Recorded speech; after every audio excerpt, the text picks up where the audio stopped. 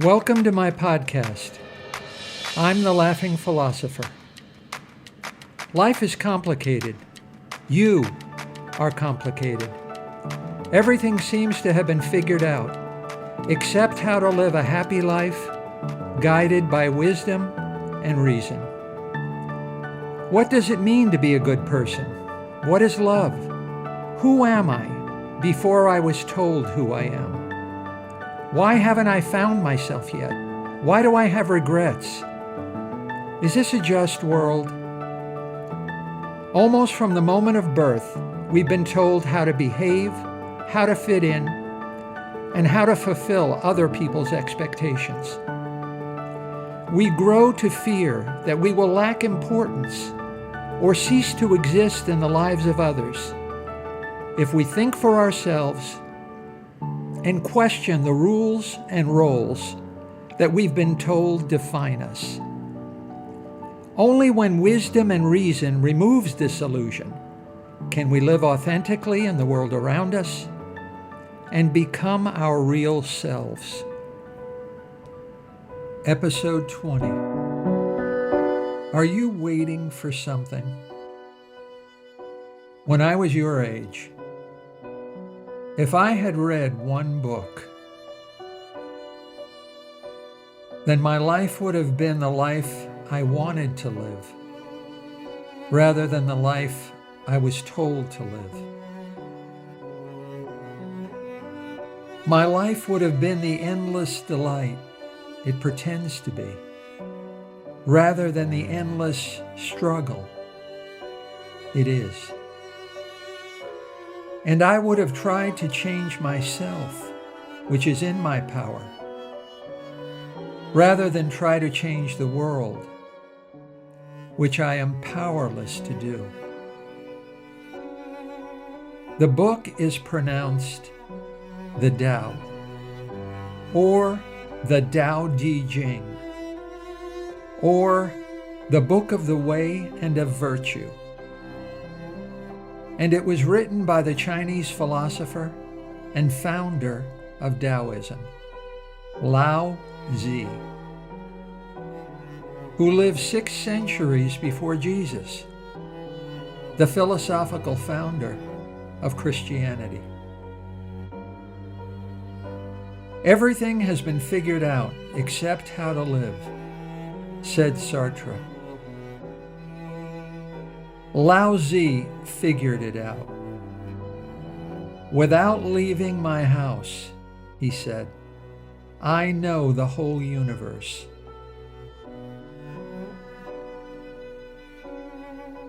Jesus and Lao-tzu walk into a bar. This is what happens next. Are you tired? The strong pull and push the river. The durable flow with it. It's not the strong that survive. It's the durable.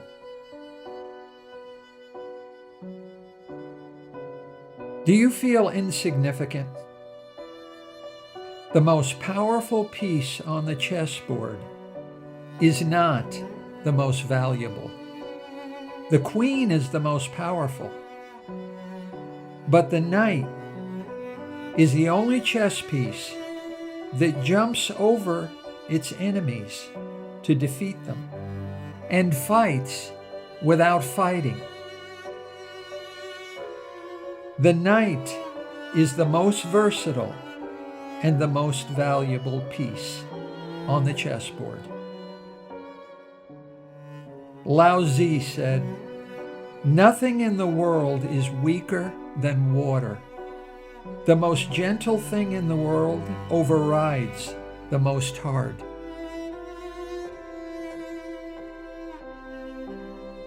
Are you waiting for something? Not forcing, going with the grain, rolling with the punch, swimming with the current, taking the line of least resistance, and using the least amount of energy in dealing with human affairs, and in all one's thoughts and actions. This is the way of the durable. Go along with the flow of life in a conscious, intelligent way, and go all the way. Stop waiting until you find yourself.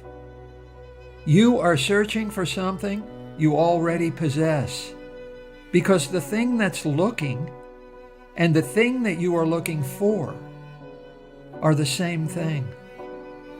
Jesus said, "Go with it.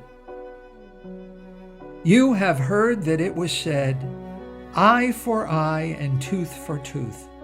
But I tell you, do not resist an evil person. If anyone slaps you on the right cheek, turn to them the other cheek also." Go with it. Are you at the end of your rope? Let go. Let all 27 human emotions, joy, sadness, sympathy, calmness, envy, excitement, entrancement, let all human emotions occur as naturally as the four seasons. Let your life unfold in its own time and in its own way, just as the clouds part to reveal the true sky. Let your mind dwell in the world as a tree absorbs rain.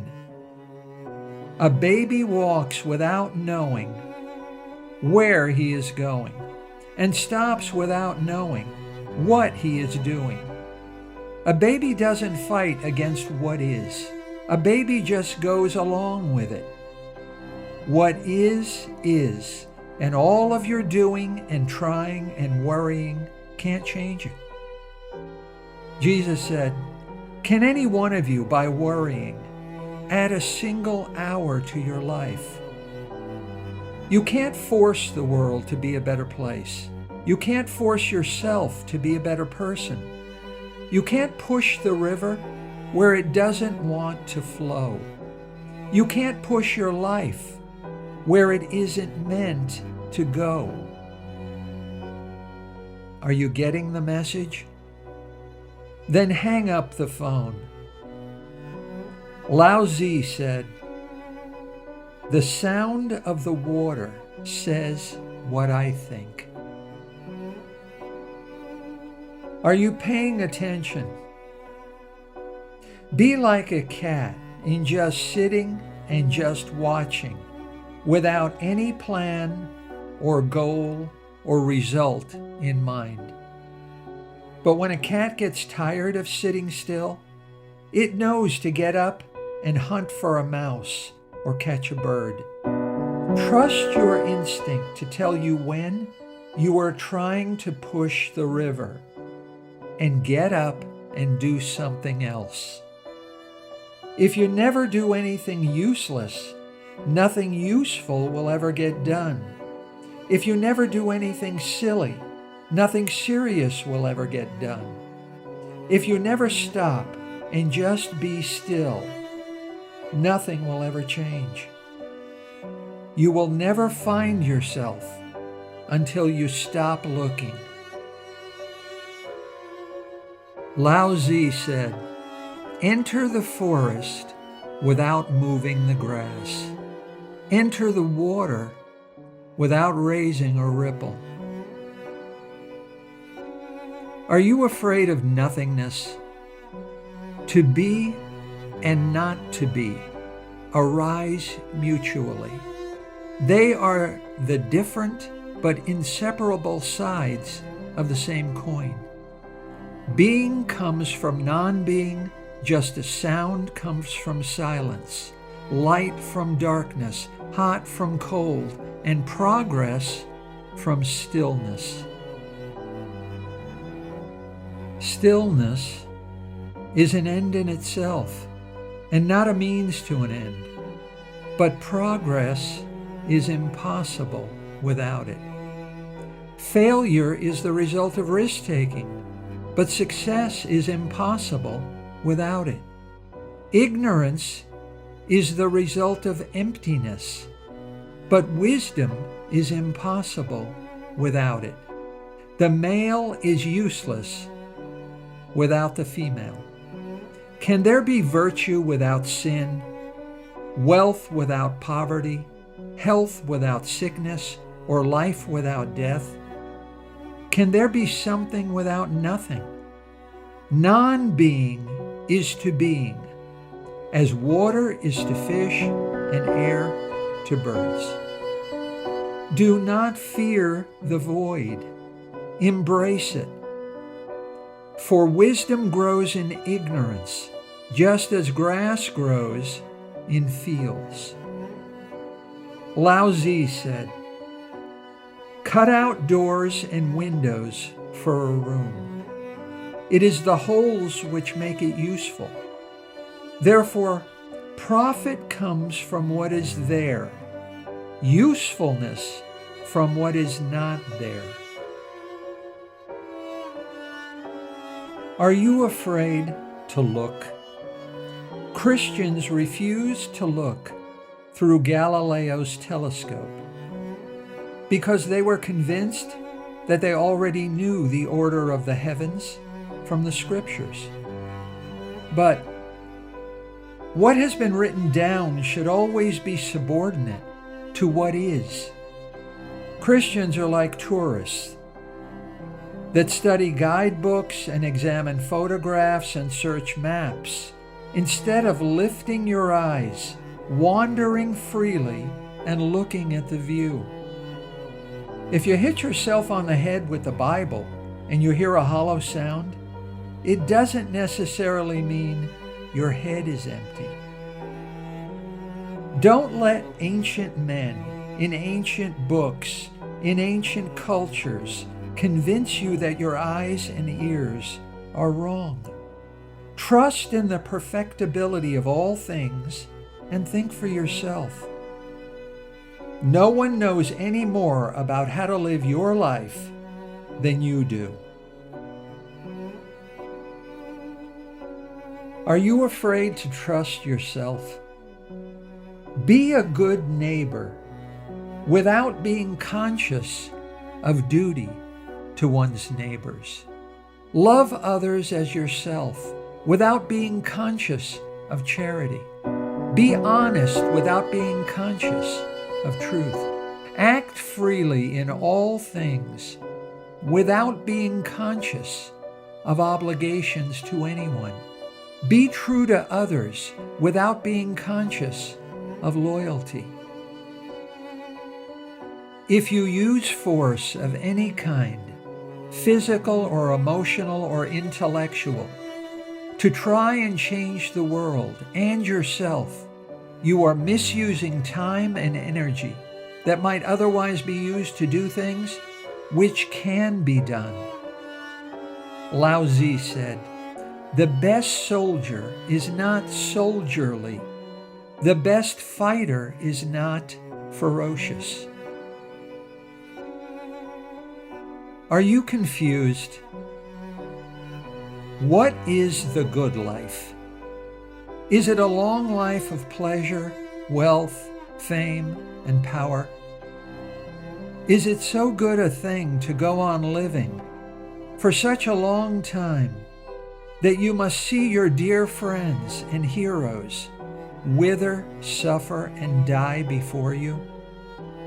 Is it so good a thing to die of old age and disease with a feeble whimper rather than a glorious bang?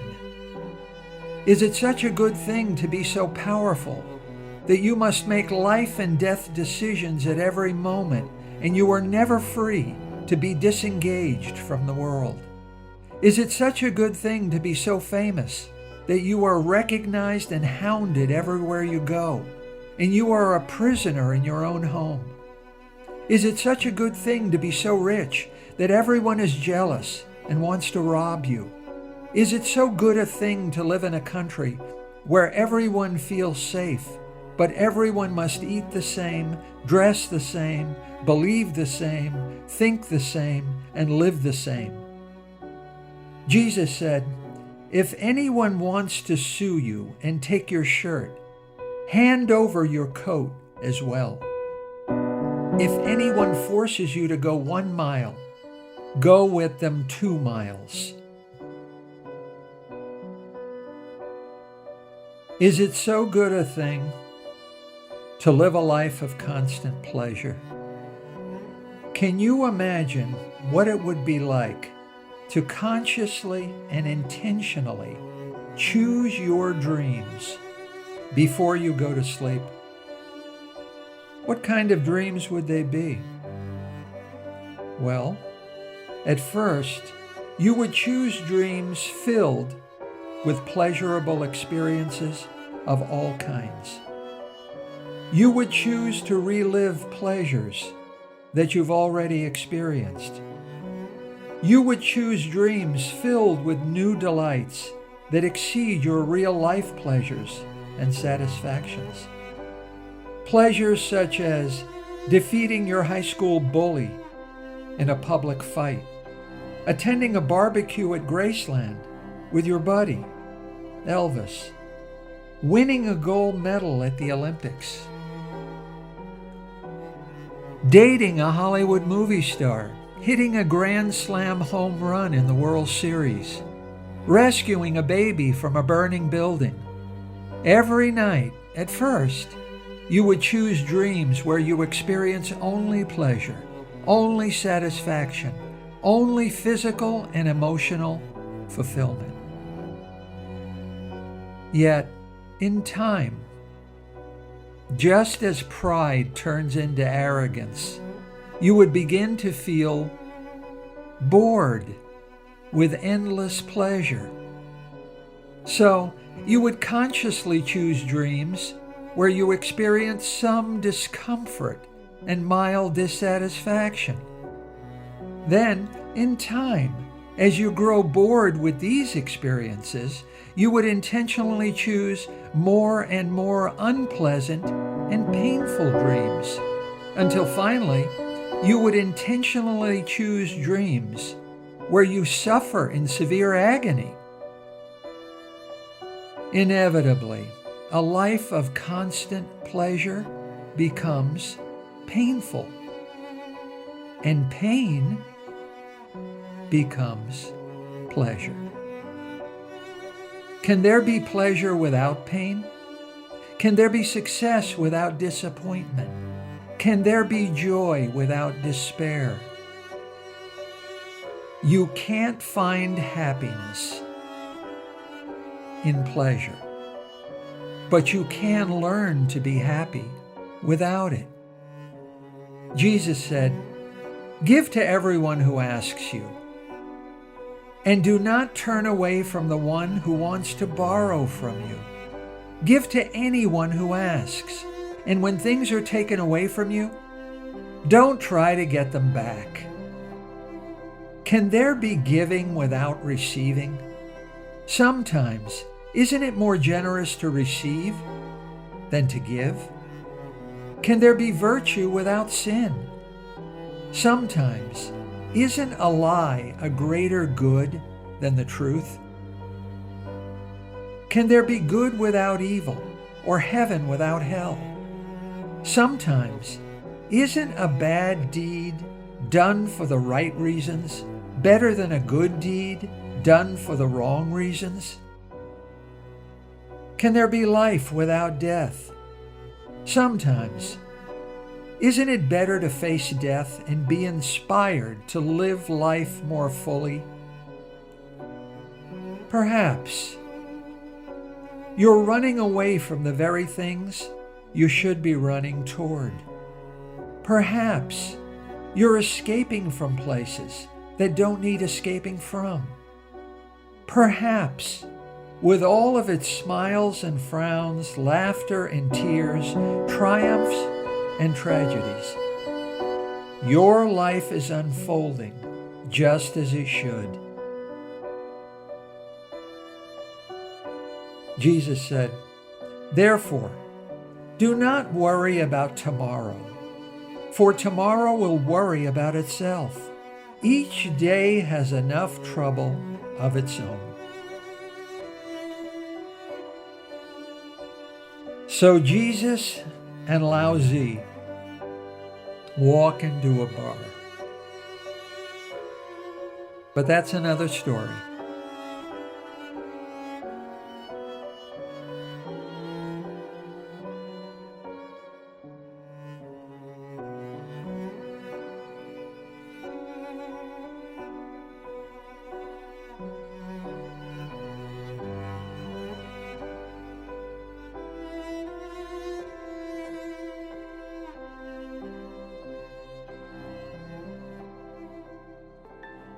Hi, I'm Dr. Robert Corey, the Laughing Philosopher.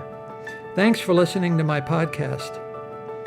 I've devoted my professional life to the intersection of sociology and philosophy, where the contemporary problems of life meet the ideas and convictions of the greatest human minds. Join me by subscribing to the Laughing Philosopher as we use reason and wisdom to explore big answers to the most important of all big questions: how to live.